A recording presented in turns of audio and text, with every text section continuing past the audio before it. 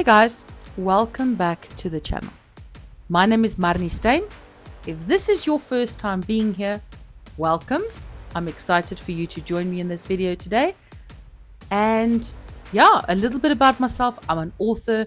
I am an international speaker. I'm a business owner, a mom, and above all, I'm a child of God. In today's video, I'm going to be tackling something a little bit juicy. I was sitting down recently doing a bit of Bible study and I hopped upon Revelations. To be exact, it was Revelations 13 verse 10. Now this single verse spiraled me down a really interesting tunnel, and I want to share it with you guys today because I think what I'm about to share is really going to shift some paradigms for you, and it's also going to make you think about the things that flow from your mouth. So if you want to learn how to control your mouth and how to start speaking life and manifesting great and amazing things in your life and building the life of your dreams, then I would really urge you to watch this video to the end.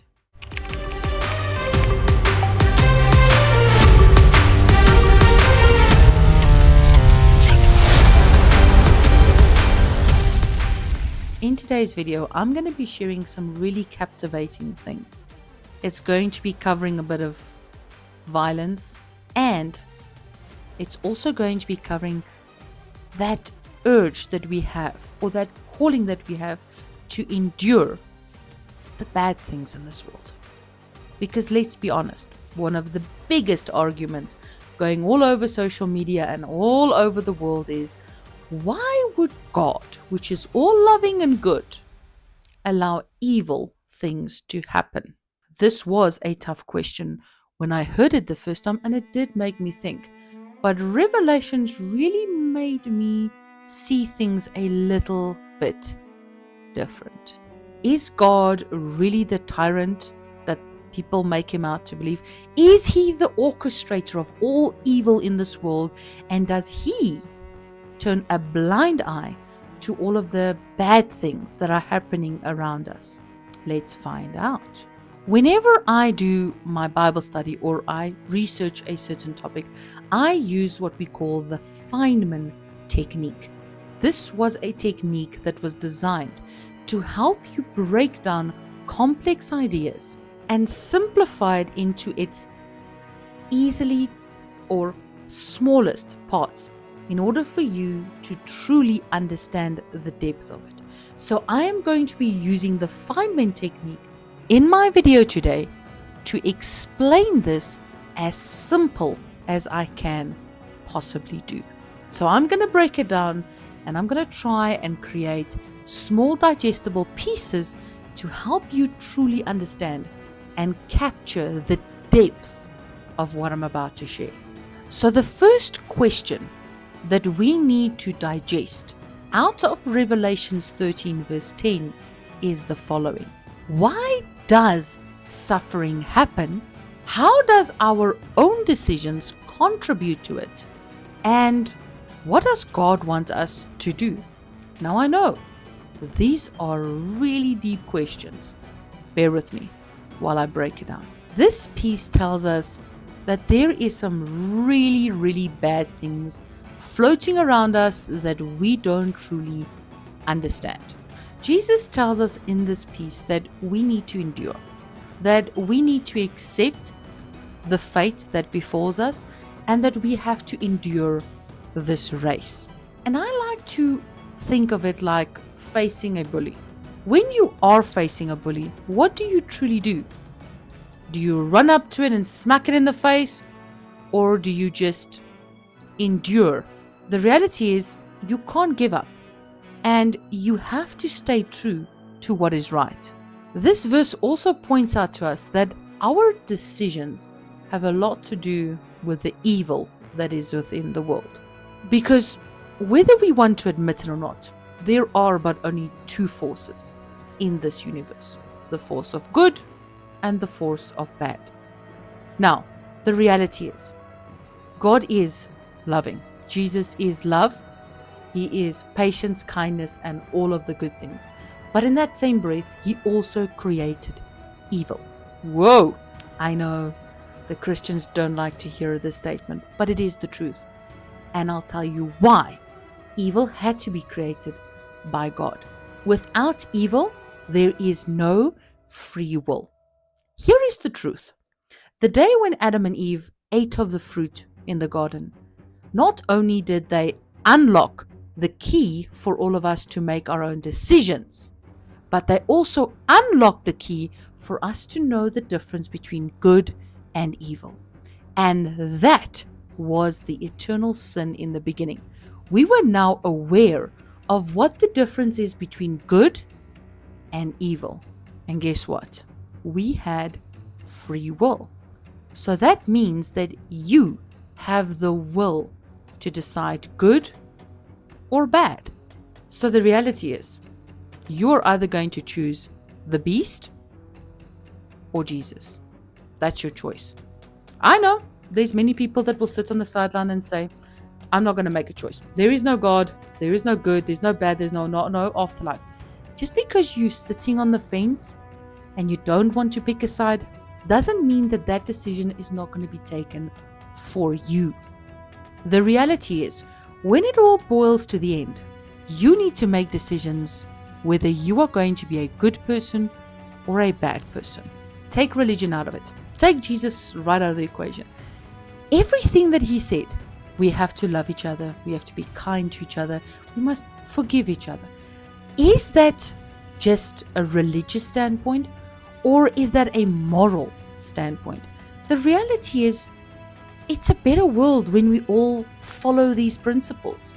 If we all become more loving, more patient, more kind, does it not create a better world? So the choice in becoming a person like that has got nothing to do with Jesus. It is an internal decision that we have to make to decide to become good. Or else we can decide to not be good and make decisions that are based on our own feelings and what we want for ourselves. Technically becoming really, really good at self-serving. That is the decisions we make. That has got nothing to do with God. He is not involved in that process. The reality is, you decide who you want to be.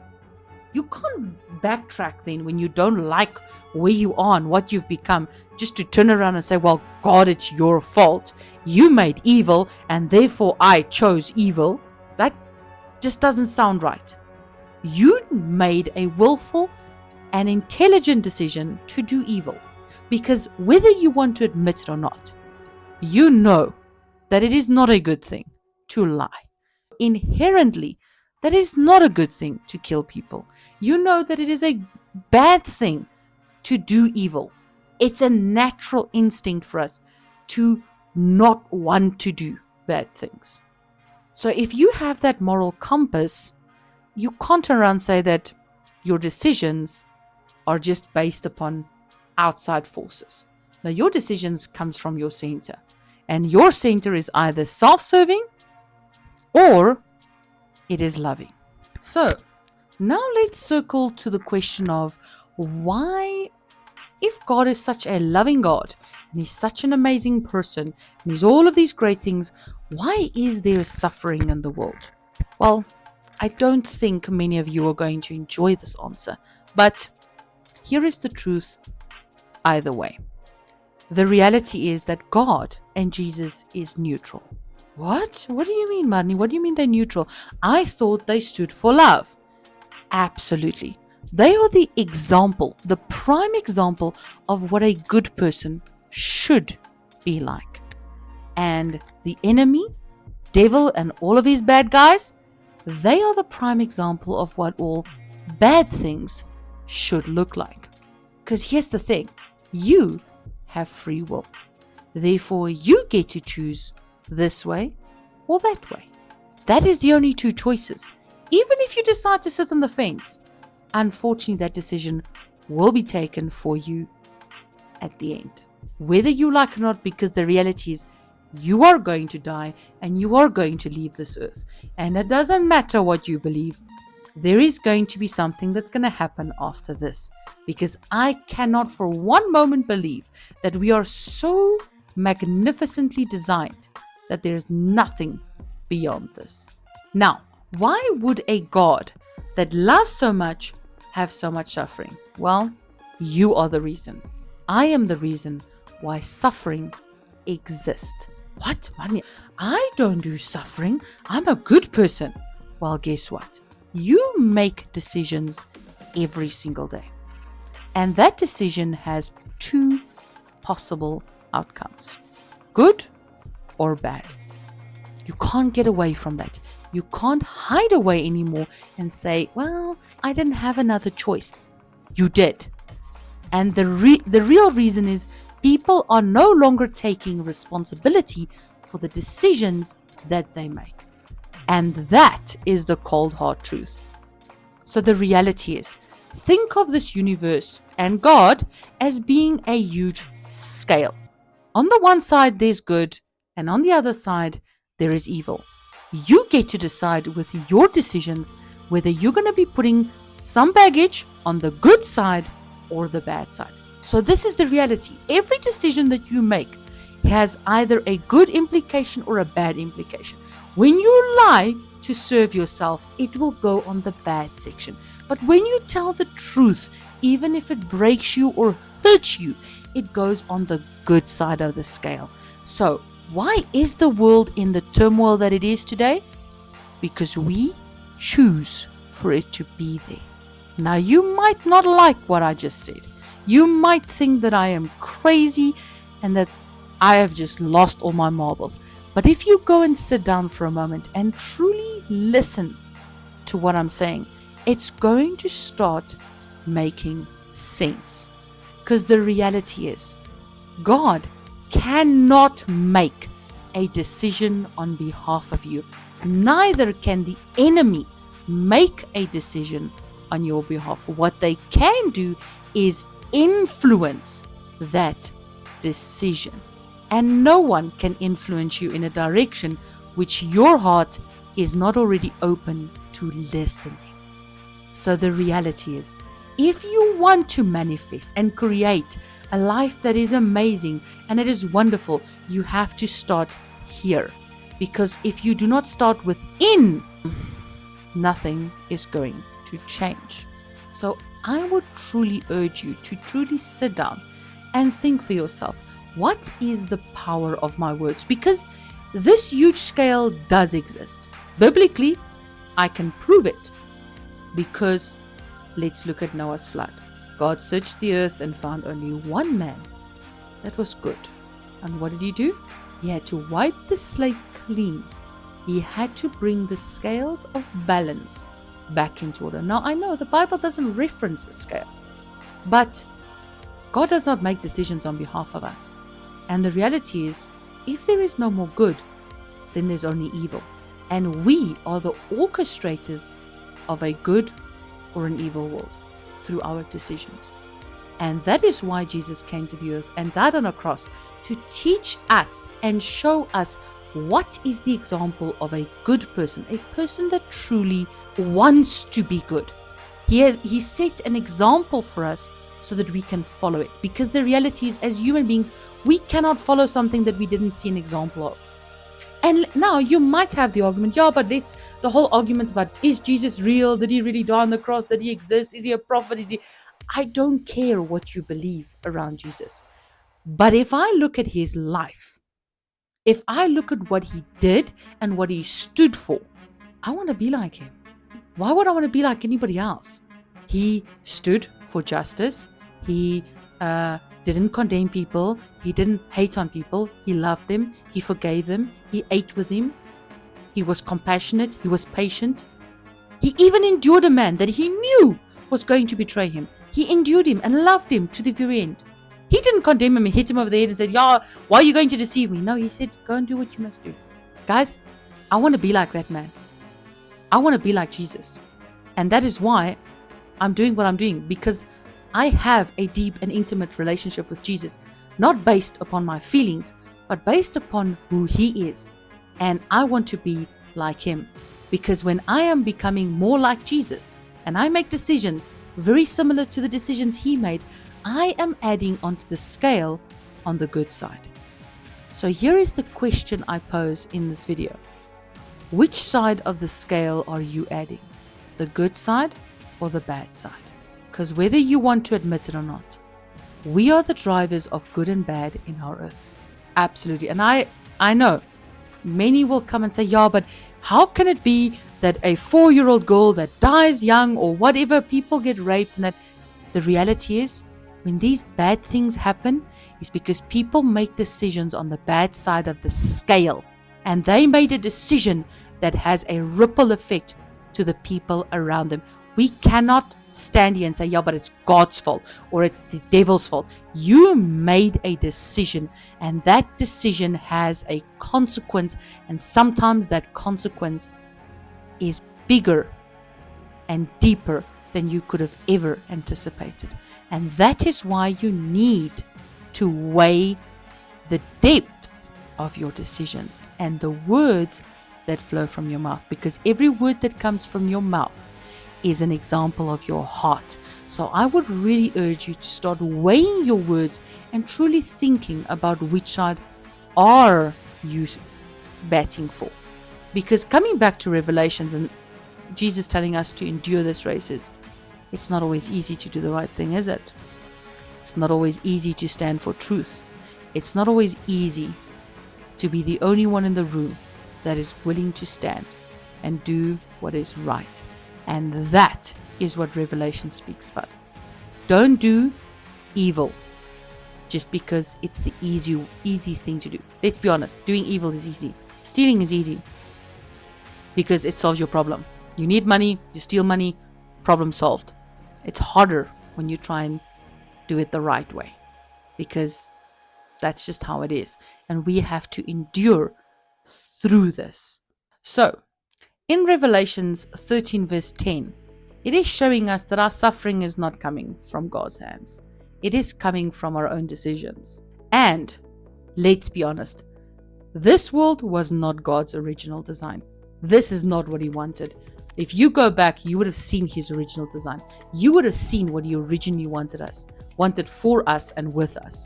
So the reality is He's doing crisis management at this moment, trying to get us to understand that, hey, I want you to be a part of what I'm going to build. Or, hey, you don't want to be a part, well, then you got to go join that side. But our decisions to endure, to stay faithful, are powerful. Sin broke the world, but your choices can help fix this world. You can contribute to the good things in this world. And it doesn't mean that everything is going to be pain-free. It means it's going to be hard, but it is going to be so much reward in the end. Your challenge is take this week and start weighing the words, weighing the things that you do, and see which side of the scale does it truly fall. Does it fall on God's side, or does it fall on the enemy's side? At the end of the day, our fight is not against flesh and blood, but against the evil things we cannot see that is influencing us to balance the scales in the wrong direction. It's as simple as praying for someone. It's as simple as just doing something good for someone else. Put yourself aside this week and do something for someone else. Sit with someone else and just listen to what they have to say. It doesn't always have to involve money. It can just involve you taking some of your time and spending it with someone that truly needs it.